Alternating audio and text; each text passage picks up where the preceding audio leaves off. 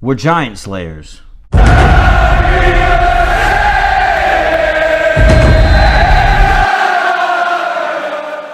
Welcome back, everybody, to another edition of Swansea Beat.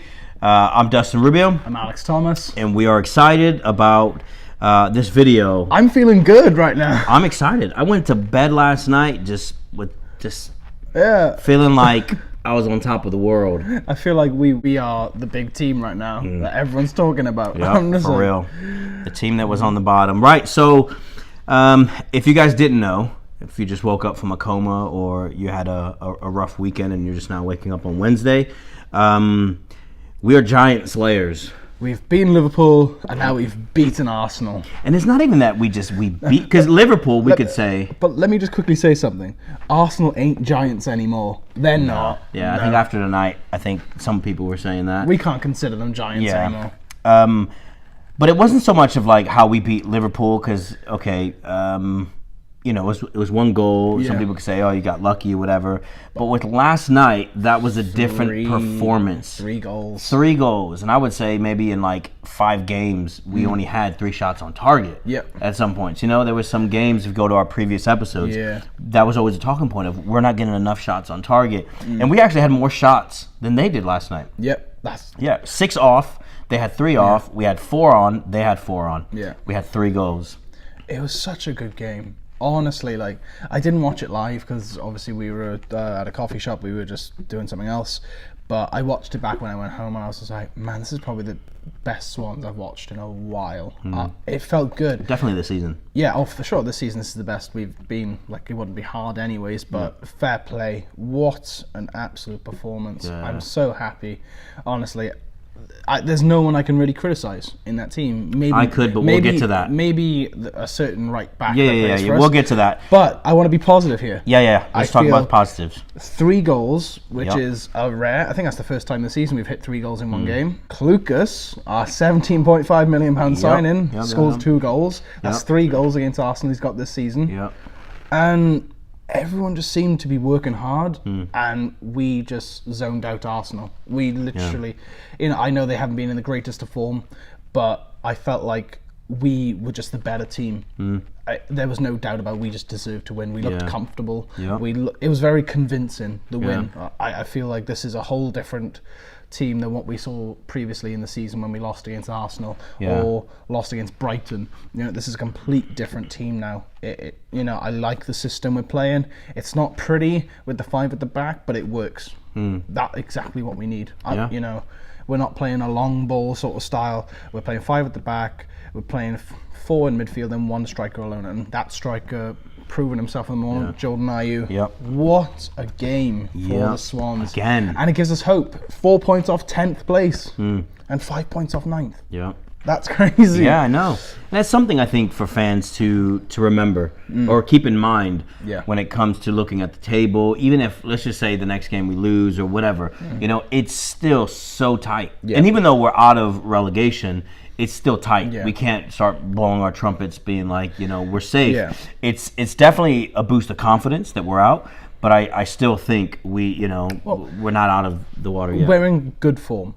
Carvajal, 8 games, 5 wins, 2 draws, 1 loss. Yes, 2 draws against Wolves and Notts County, but we're beating the Premier League ones. Yeah. We're winning in the Premier League. We've beaten Watford, we've beaten Liverpool, we've beaten Arsenal. Those are the teams that we needed to beat, and we've done it. And the Tottenham loss, it's not as if we got steamrolled. Yeah, it was only 2-0, and one of the goals offsides. it was offsides. And I feel like we are such a better squad.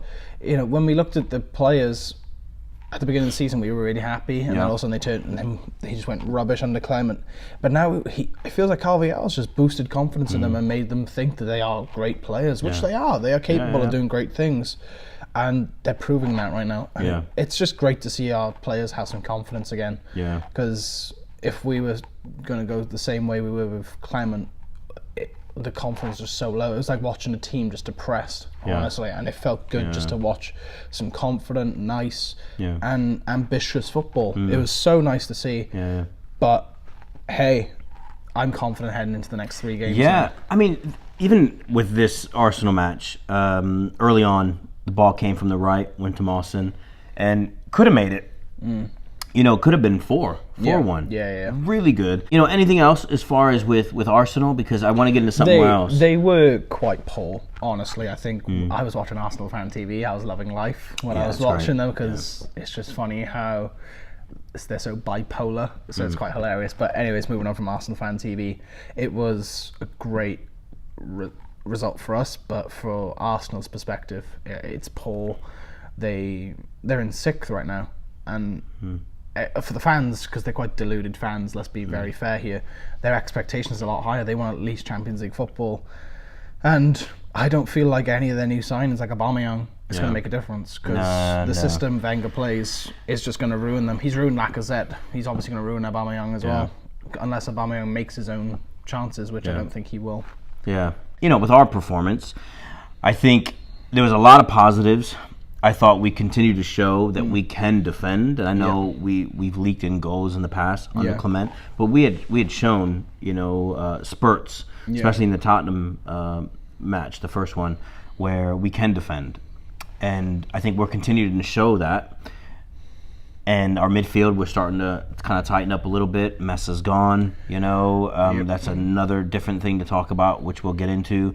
But then, Jordan Ayew, again, like you said, I mean, what a legend, Prove himself. Yeah, he might not even be the most gifted guy. It's not to say he's not gifted or not talented or athletic, but I tell you what, his work ethic, when I think of Jordan Ayew, you think of certain people, there might be certain, they might be lazy, but they're just really gifted. They just not hit a ball or whatever. But I think with Jordan Ayew, the big thing I think of is his work ethic. Is crazy awesome. But I think one of the weaknesses that was shown there in the game was our right back again. Kyle and Naughton. I saw it last night. And look, I don't want to, look, he's a person. I don't want to be a troll, anything like that. I'm sure he hates going on Twitter or anything like that because it's coming from everywhere. I don't want to be another person, but if we're looking at the game as fans and the team getting better, that is definitely something we need to address. Because like last night, when we went against Man City, I remember I talked about that and how I think it was David Silva or somebody just kind of went right past him, ended up scoring, and then he just goes down and starts messing with his shoe. Like it was like, messed up, and he was just always, not just one step behind, it was like 7 steps. Like you got caught sleeping. Last night with Monreal, he was caught sleeping again. Like he just wasn't doing it. And he's standing there, puts his head down. And again, I understand as a person, the morale is probably really low, his confidence is lacking. But we have to address, like the team needs to address it. The manager, the board.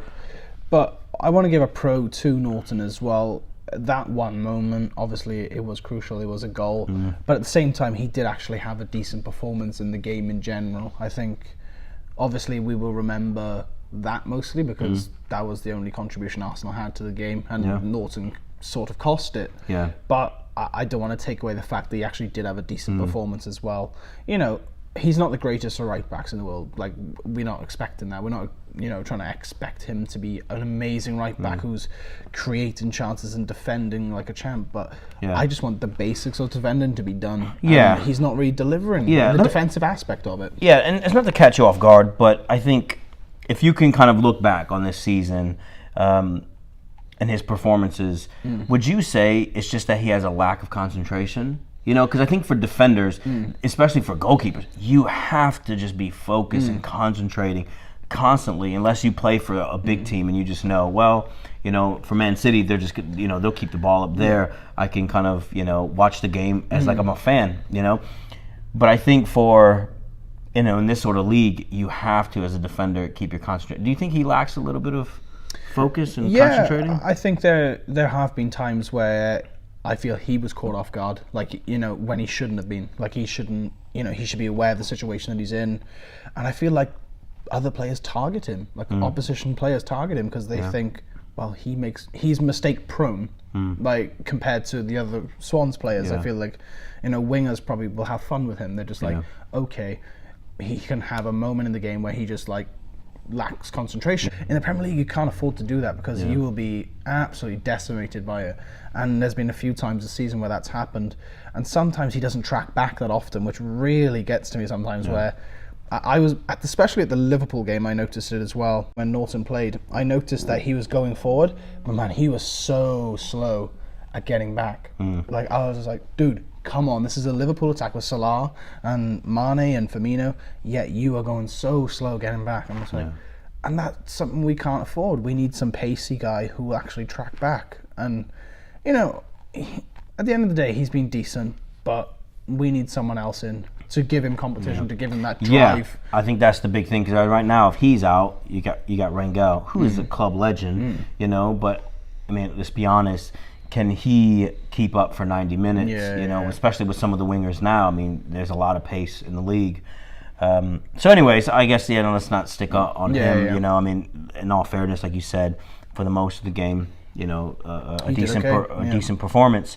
But it's just, I guess, keeping that concentration, because we can't afford to get, you know, scored on. Moving on, I guess, speaking of trying to bring someone in with transfers, you've kind of been the transfer guy out of us two. What do you think? We found out this morning Schürrle was an option, and then all of a sudden with Andre, you know, now. We just kind of fell through. Yeah, honestly, I'm quite frustrated. Like, to even think that Andre Schürrle was an option, I was quite impressed to hear that we were going to get a 2-year loan. But obviously that fell through because one of the Dortmund wingers, Yarmolenko, is injured, so they have to keep Schürrle in. So I'm quite frustrated that you know, that's no fault of Swans' own. You know, that, you know, one of their players got injured, so Schürrle has to stay there. It's been very frustrating transfer window for all Swans fans, just seeing no business done, and now we're just rushing at the very last second of the window just to try and get players in. And obviously right now it is deadline day. It's, you know, chaos at the moment. Loads of players being linked in. You know, Andy King from Leicester has apparently been linked in. If you don't know who Andy King is, mediocre midfielder, if I'm very honest with you. Andre Ayew is the big one. He's the big one because he's probably the more realistic one we've been linked with. I mean, we've thrown out some big names, and it's not realistic. You know, if you want my opinion on what I think of Andre Ayew, I'm not impressed. You know, when he was at Swansea the first time, great, good player, scored a good few goals for us. But I'm just like, I don't want to pay £20 million for a guy that's barely played and not even proved himself at West Ham. I just don't see the point in it when there's a lot of players out there who are proven, who score a lot of goals for 20 million.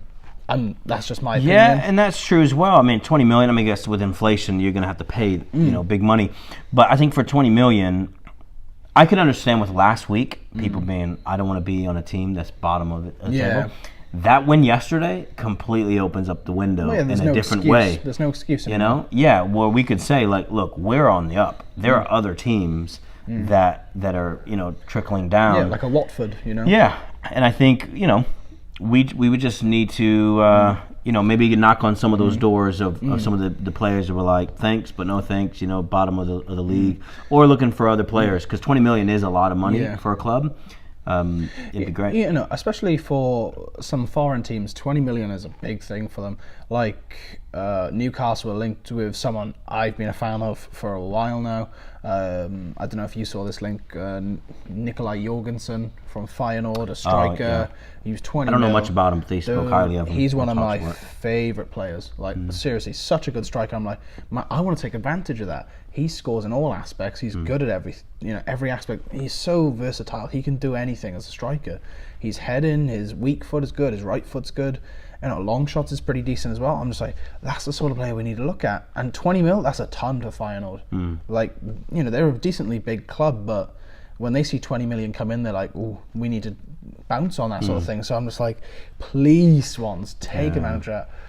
And he's available, and Newcastle look unlikely to sign him at the moment. So I'm just like, Swans just bounce on the opportunity. You know, especially with Ayew, I'm not fussed on. Like, I'd rather spend 20 million on someone who's proven and I think will score a lot of goals for us than a guy who's still trying to get back to fitness a bit. You know, he used to be on the bench for West Ham quite a lot, not scoring. I'd rather buy someone who's on form than a person who's off. That's just my opinion. Yeah, I think even though it's 20 million, if we don't get somebody, like you're saying, in form, I'd still rather take somebody. Yeah. I think we need to look at a right back. I mean, it's a lot of money, and it's unlikely that we would do that, but I think a right back we need to address. Even if Naughton continues to be, on the first team, like you said, nothing's better, or there is no negatives in some healthy competition, to get players, just competing and trying to get better. I definitely think kind of like a CDM. Yep. I think what kind of Messi was supposed to be, Casemiro sort of type player. They kind of just clean up the middle, get the ball, rough it up a little bit. I think something like that would help us out. At the same time, creative. I guess I could list off a lot of different roles. Things that we need. I mean, you need a creative player in there, and I think maybe another striker.